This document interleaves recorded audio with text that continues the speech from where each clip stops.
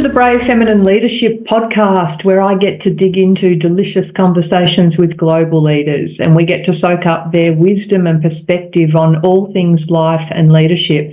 And I am so thrilled today to welcome Dr. Jesseca Tighe to the podcast. Jessica, so good to have you with me. Thanks for having me. Pleasure to be here. Let me share with our audience your impressive bio so they know who I'm talking to firstly. But Dr. Jesseca Tighe is a dynamic career life and leadership coach with a PhD in psychology and a background in executive management as well, and 20 years experience as an executive in healthcare and mental health. So Jessica's dedicated her career to empowering professionals and leaders who describe themselves as frustrated, stuck, or just seeking to elevate their leadership skills. Jessica's approach blends her expertise with a deep passion for helping others rediscover their career vitality, overcome burnout, and enhance resilience. Jessica, amazing. There's a story tucked behind here somewhere that I really would love to get into. Can I just ask as a starting point, who are you as a human being? Tell us about yourself and your journey. Yeah. So I, as you can probably tell from my accent, I'm in the United States. For listeners that are familiar, I'm in Colorado, right smack in the middle, north of Denver. Beautiful. Yeah. I was always interested in like mysteries and puzzles as a kid.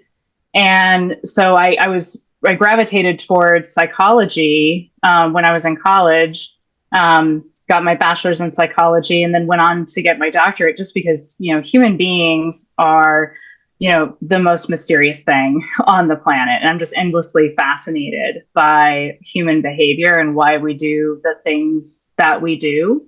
And also helping people to become the best version of themselves. I was always drawn to that work. So early on in my career, even when I was going through grad school, I was a mental health therapist. So I had my master's along the way. You kind of pick that up on the bus ride to the doctorate. And I was working with people for a long time, graduated in the end of 2009. So in the US, that was when we had a huge financial crisis. Absolutely. I know that it was global, but so not a good time to graduate school. Couldn't find a job. I was working, so that was fine, but, I wanted to teach at a university. I wanted to do research, and that was what I wanted to do. That's why I got my doctorate, and I couldn't even get a position as a lab tech. Wow. So I kind of, flubbed around for a couple of years trying different things. And never did teach at a university, at least not yet.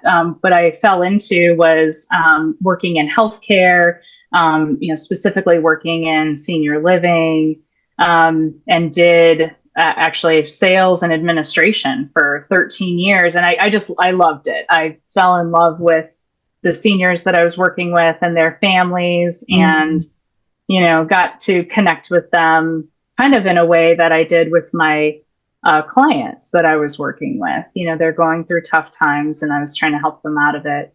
But the last 7 years, I really went through this huge burnout phase. And because I switched from doing sales and business development to being an executive and being in that role and being in charge of these small companies.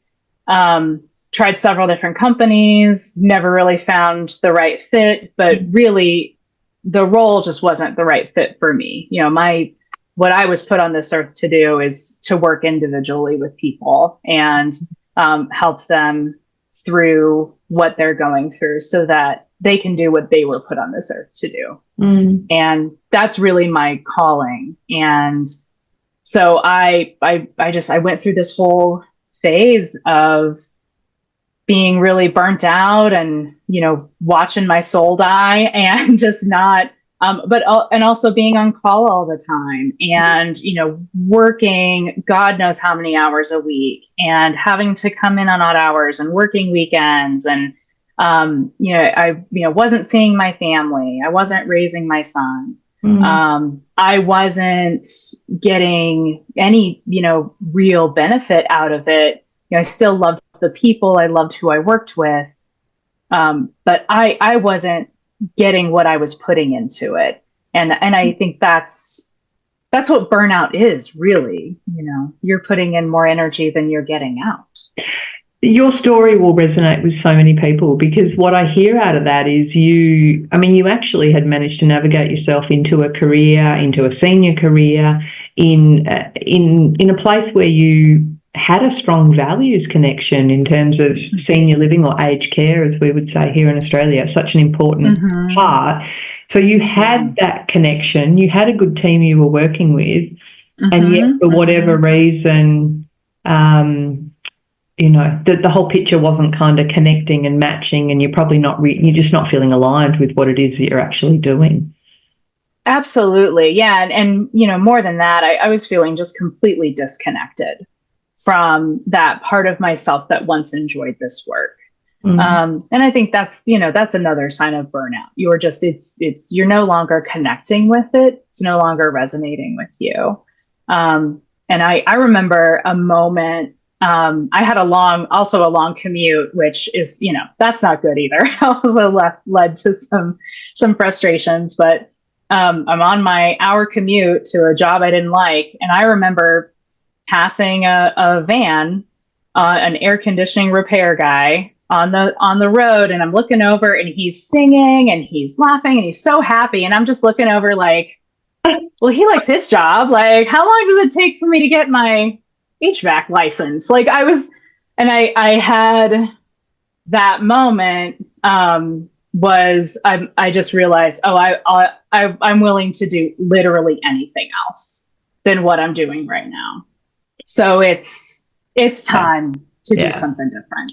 So how did you move from that place? Because for you, and I don't know if it was associated with this time, but you shared with me that you had challenges with anxiety and depression at points in your career as well. Yeah. Mm-hmm. Was that this time, a different time? What was the timeline of all of those sorts of things? Yeah. So I've had periods of time with depression and anxiety throughout my life. I've been in remission now, but I've definitely had to be on medication before. I've had panic attacks. So one of the other things that I see people for in my coaching practice is some of those kinds of things too. But what it was for me was really just burnout at that period of time. And I've also been a lifelong insomniac. I still struggle with that. And, I obviously wasn't sleeping. When I was getting woken up because you're just on call all the time. It was really, really affecting my health. And what happened with me was I got, life kind of happened to me. So I knew I needed to take a step back, took on kind of a smaller role within one of my companies. And then I got COVID and E. coli poisoning at the same time. Oh, wow. And I don't recommend that. I got so sick, I couldn't work. I couldn't talk. I couldn't get up off the couch. Everything from head to toe was hurt or messed up. And it was just a really, really difficult time. And it took me months to get over it. And had to really put myself and my healing first. And during that period of time when I was on the couch and couldn't work, there were three close friends and colleagues that were in my industry that actually passed away. And one was my favorite boss. I lost him He wasn't my boss at the time, but we'd always kept in touch, and we were the same age. And he died of complications of alcoholism, and I had no idea that he drank. Wow. Yeah. And another person who was just a few years older than me had a heart attack and worked like I did, worked in the same role I did. And then, another one we lost. And it was just, it was all in this industry, all in the same area. And I'm sitting there on the couch and I'm like, I can't go back to this because I'm just going to end up the same way. We all give lip service to what stress does to our bodies, and we really should take better care of ourselves. And I just decided that I'm going to actually put myself first and put my healing first. And I did. I did it like it was my job. 8 hours a day. I was seeing healers, and I got my medical doctor, my naturopath. I brought in reinforcements. I was, doing all the things that I needed to do to get my health back again.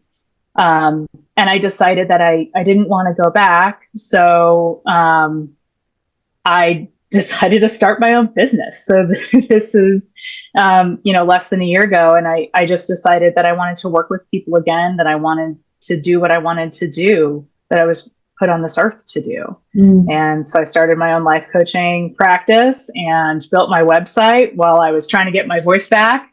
And here we are. So you make that sound, and I know it wouldn't have been, you make that sound kind of easy, that period of time, the 8 hours a day that you had your head down. And, I know working with a lot of senior female leaders, it's interesting. There's two parts to that story that I really want to ask you about, Jesseca. I mean, the first part of the story is, I know how hard that work would have been. I mean, I won't ever say I had burnout, but after breast cancer and a long journey of medical treatments and interventions and everything else, and the emotional load, I was flat and low, and I didn't know what I wanted to do next, and I had to work through it. So I really resonate with the journey you're telling there about that transition. Yeah. You and I opted at that point to do something completely different than what we'd been doing before. And I kind of made that decision a while back. But many of the people I work with either maybe don't have the luxury to be able to do that in terms of, they need to stay at the job they're at. Or don't want to, don't necessarily have that calling to go and want to do something of their own, or even if they do, maybe they're a bit scared about doing it. But sure, let's also think and reflect in our conversation about the executives who need to stay in the professional track, who need to, keep working as well, because I know you work with a lot of people in that space as well.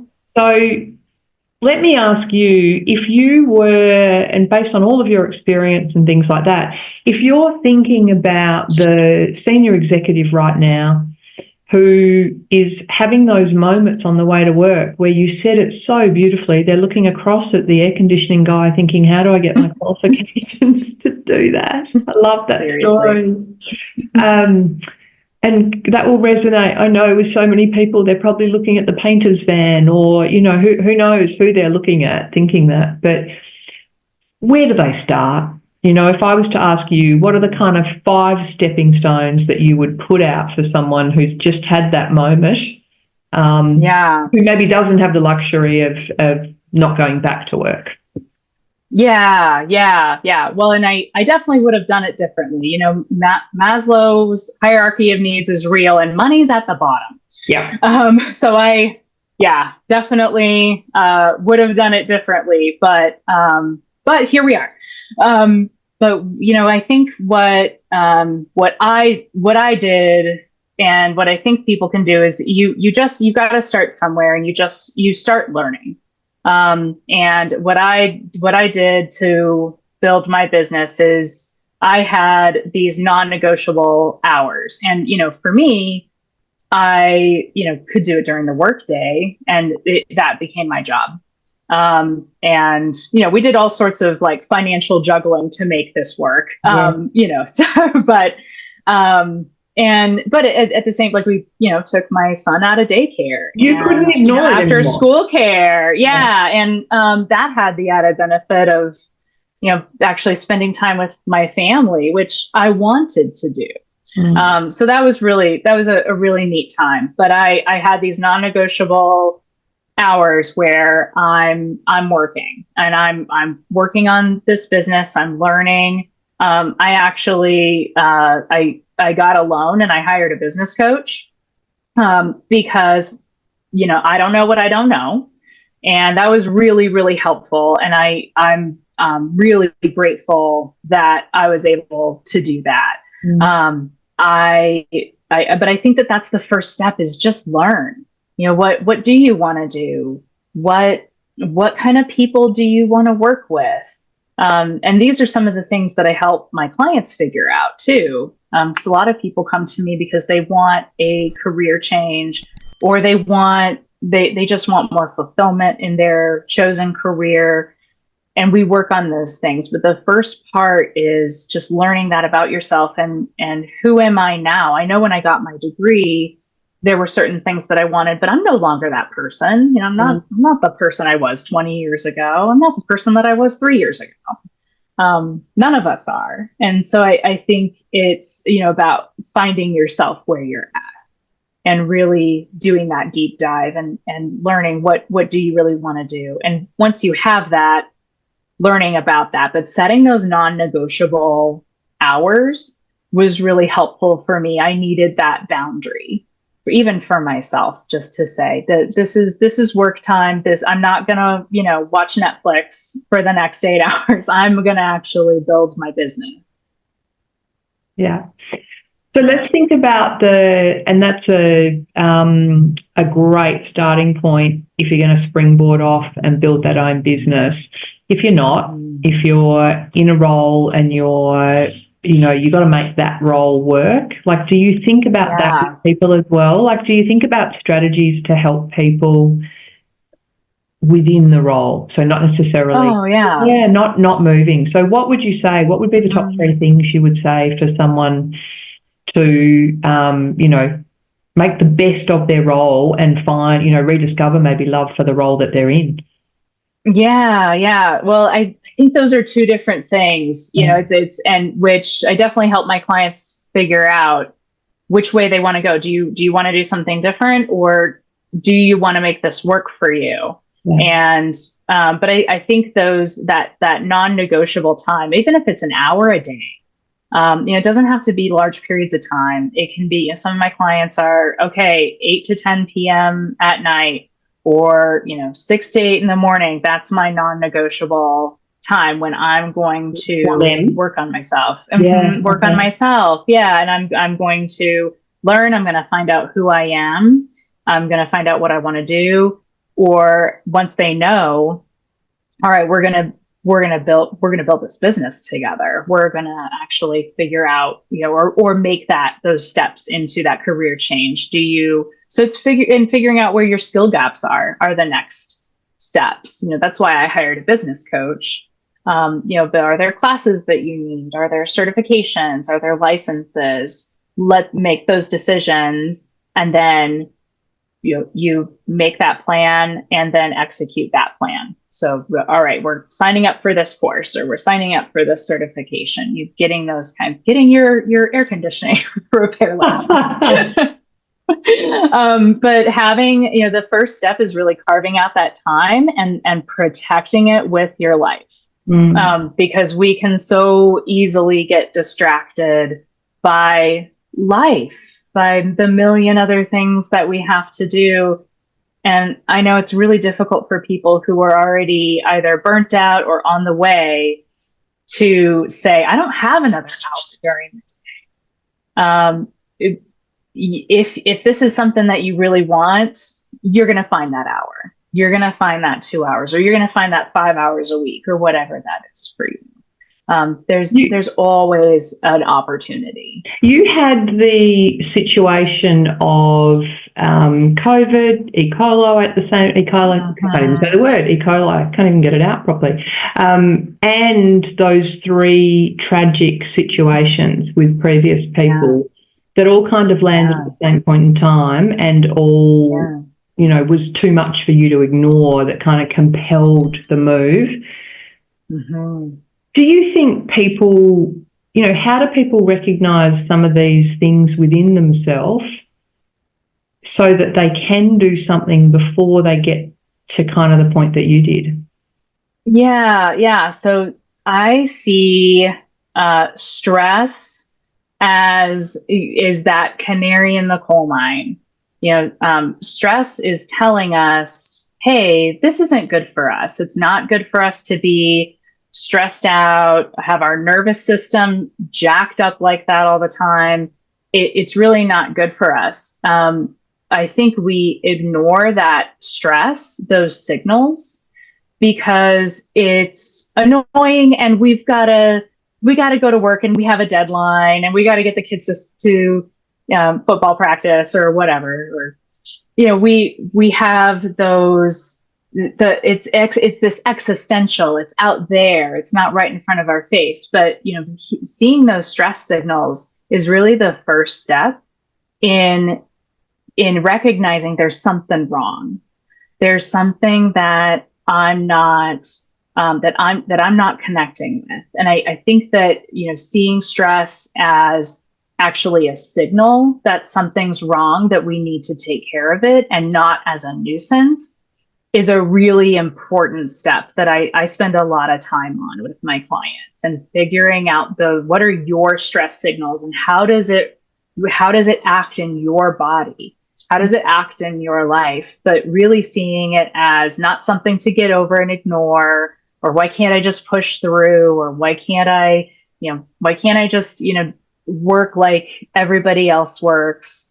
We're judging our insides by other people's outsides All the time. And that all the time. And it's really important to see stress as a signal that something's not right and you need to pay attention. Jesseca, I'm reading a book at the moment, it's a fictional book, but it's largely based on someone's sort of story. And the book is called Things Will Calm Down Soon. The author is a well-known Australian author, Zoe Foster-Blake, who launched a skincare brand. And just as you were talking then, I just thought that things will calm down soon. I think I hear people say that to themselves a lot as they're ignoring the stress signals, right? Like, it will stop soon, it will stop soon, it will stop soon if I just keep pushing. Does that resonate with you? Absolutely. Yeah. I think that's a mistake that we all make. I definitely want to read that book, by the way. So thanks for that.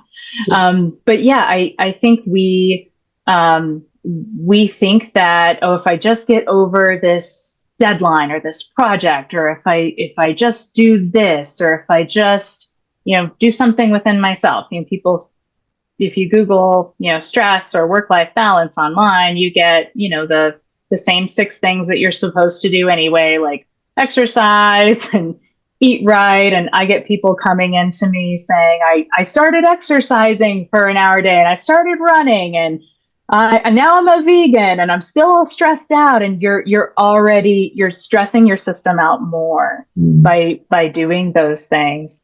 But it doesn't get better. You know, burnout is a phenomenon that, you know, that it's a WHO phenomenon. The World Health Organization in 2019 named it as a diagnosis. It has an ICD-11 diagnosis, and that's huge. That's huge. You know, we need to treat it like the mental illness that it is, and not just say, oh no, this is just annoying, I just need to get over it. It'll calm down. We have to take an active part in making sure that we're okay. Because what stress is telling us is that we're not okay. Jesseca, can I ask you the question I ask everyone in my podcast, which is, from your perspective, what does brave feminine leadership mean, and do you think it needs to change? Gosh, I love that question. I think brave feminine leadership I think one of the bravest things that we can do is, especially when you're talking about leaders, especially women who put everybody else first, who are always taking care of others before themselves, it's very brave to start taking care of yourself and putting yourself first. And people might object to that. People can be very judgmental. And so it is a brave stance to put boundaries around your life and what you want your life to look like. And not everybody's going to come on that journey with you. And so you kind of have to find, some new folks to help you out with that. And that is brave. And I think that taking care of ourselves is just so essential. And it's something that we don't normally do. And so I think it's very brave for feminine leaders to put themselves first, to put wellness first for themselves and their teams, and to voice that and to be vulnerable in it. I have one final question for you, actually, which I should have asked earlier in the conversation, but having made that transition from an executive career to starting up your own business, what do you think was the biggest fear you had to step over? Oh, failure. Yeah. I mean, I still wake up with failure, but welcome to entrepreneurship. I mean, it's a lot of highs and lows, and it's not I'm going to get up and go to work and get a paycheck no matter what happens today. Mm-hmm. You've got to put yourself out there and you've got to go make the bacon, as we say. So, and your favorite thing that you're doing as part of having made that transition? Oh, I love working with people again. It just fills my soul. I love being one-on-one with people. I love seeing them transform. I love it. I wouldn't trade it for the world. I watched you light up as you shared that. So, Dr. Jesseca Tighe, thank you so much for joining the Brave Feminine Leadership podcast. It's been amazing to have you with me today. Thanks for having me.